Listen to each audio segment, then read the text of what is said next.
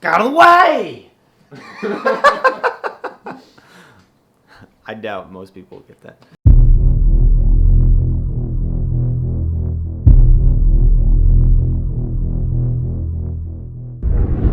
What's good, ladies and gentlemen? My name is Michael, and today we're going to be talking about aesthetics, right?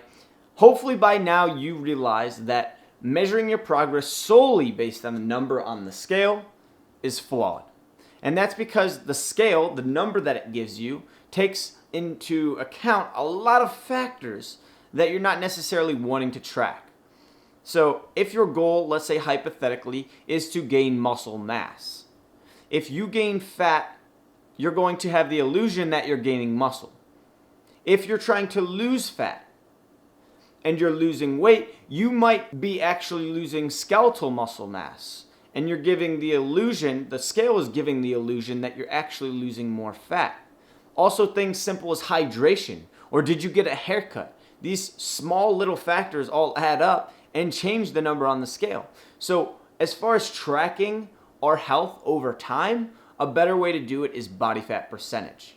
Now, even just looking at your body fat percentage is going to overlook a lot of factors. This is currently what I look like at 15% body fat. Maybe it's what you expected, maybe it's not. But it doesn't matter. 15% body fat on me is not going to look the same as 15% body fat on you. In general, women display more of an hourglass shape, right? From the hips down, they tend to store a lot more fat. This is to bear a child. It's also subcutaneous. This is why if you see a female that is overweight or obese, they have a dimpling appearance on their legs or on their butt or thigh.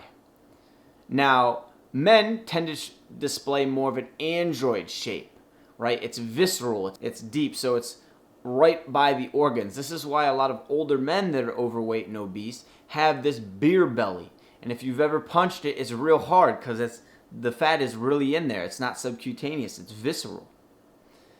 Even then, if you take a male that's 15% body fat, he will not look the same as me. Maybe I have more muscle than him. Maybe I have less muscle than him.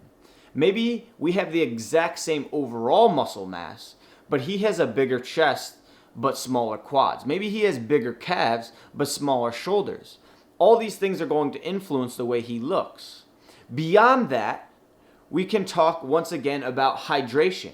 We can talk about where does his muscle insert, right? So here's my bicep. I have a pretty short insertion of my bicep.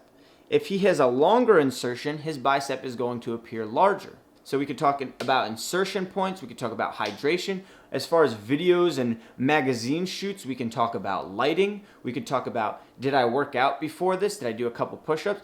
Is it really hot in here to increase my vascularity? Did I carb load before this, right? These are all factors that bodybuilders try to use to their advantage to make them appear larger than they actually are. So I'm a numbers guy, but let's get rid of the numbers for a second.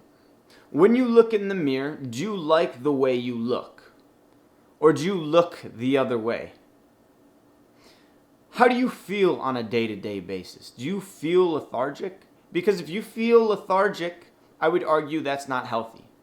If you don't like the way you look in the mirror, I would argue that's not healthy, right? Whether that's your mindset or actual physical appearance, that's not healthy.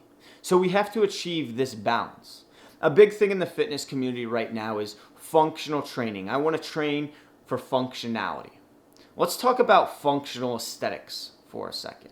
Why does a shot putter not look like a soccer player? It's because their sports have different demands. They have different distribution of skeletal muscle mass, overall skeletal muscle mass, and as well as the fat that they're carrying. But chances are a lot of you aren't in a sport, or you're not going to be in a sport much longer. So does it matter for you? And I would argue, yes, that it still does matter. You want to enjoy that meal. You want to have dessert, right? You want to enjoy your time with your family out and have a beer. I can't blame you. I want to do that. But we also don't want to shorten our lifespan or decrease our quality of life by introducing illnesses. We don't want to develop type 2 diabetes. We don't want to increase our risk of heart attack or certain types of cancer.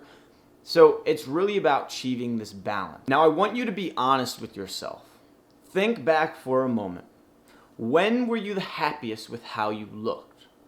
When did you feel the best on a day-to-day basis? When you would get up in the morning and your back wouldn't ache? When it wasn't difficult to get off your knees after picking up a crumb on the floor? Think back. That should be your primary goal as far as aesthetics goes. But you can't be attached to the outcome itself, right? Again, when we talk about training, you've probably heard of linear progression. Linear progression is not perfectly linear, meaning we cannot go in the gym and lift a heavier weight every single time indefinitely. If we did, the world records would be ridiculous. Instead, linear progression kind of looks like this. Or sorry, from your point of view, it looks like this. But when we zoom out and take a macro scale, it looks like this. Hence the name linear progression. Aesthetics is the exact same way, as well as anything else that you're going to measure in your life. Linear progression is linear from a macro scale once you zoom out. If you're attached to the outcome, yes, you will achieve a lot. But I can tell you from personal experience that your life will suck. And it'll suck not because of the results you're getting, but because you can't enjoy the results that you're getting. You're always focused on the horizon. You're always chasing the rainbow with the illusion that it ends somewhere, that there is a destination.